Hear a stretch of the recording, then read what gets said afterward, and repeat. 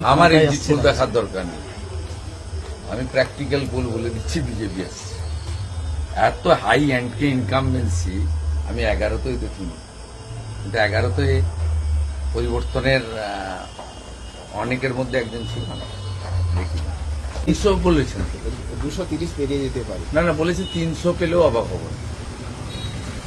300 কেন বলছেন, ঘুমানো দরকার না। দাদা নন্দী এত টেন্সড হয়ে যাচ্ছেন কেন? ওটাই কঠিন ছিল। হিন্দুরা ঝাঁটিয়ে ভোট দিয়েছে এবং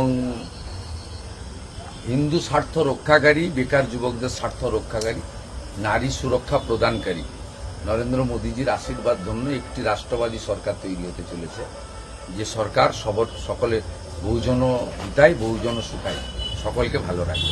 দাদা মুখ্যমন্ত্রী বলেছেন যে দলীয় কর্মীদের মুসলমানদের ভোট ছাড়া, তাও পুরো ভোট পায়নি। আপনি দেখবেন এই যে আজকে একটু আগে চাণক্য দিয়েছে 8% মুসলিম বিজেপিকে ভোট করেছে। এখানেও আমি গতবারে 400 পেয়েছিলাম। আমার বিশ্বাস, আমি প্রাথমিকভাবে ভেবেছিলাম যে আমি 2000 মতো মুসলিম ভোট পেয়েছি। আমি নিজে বুথ ওয়াইজ হিসাব করলাম আমার নন্দীগ্রামের সবাইকে নিয়ে, এটা শেষ করলাম এখানে রিভিউটা। তা কাউন্টিংয়ের প্রস্তুতিও নিলাম নন্দীগ্রামে। তা আমি 4000 মতো মুসলিম ভোট পেয়েছি। কেই এজেন্টরা বসতে চায়নি, তা কাউন্টিংয়ে কে যাবে? কাউন্টিং ওদের লোকই যাবে,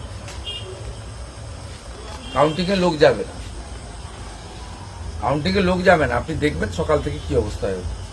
কালকে তো আমি ভবানীপুরে দেখেছি ওদের এজেন্ট বসতে চাইনি, বাচ্চা বাচ্চা ছেলেদেরকে ডেকে 2000-3000 হাতে দিয়ে বসিয়েছে। মক পোলিং এর সময় 50 জনের বেশি এজেন্ট ছিল না। আর ওর কাছ থেকে লিস্টে নিয়ে নেবেন ভবানীপুরে 159 ভবানীপুর অ্যাসেম্বলি। মক পোলিং এর সময় টিএমসি 50 জন এজেন্ট ছিল।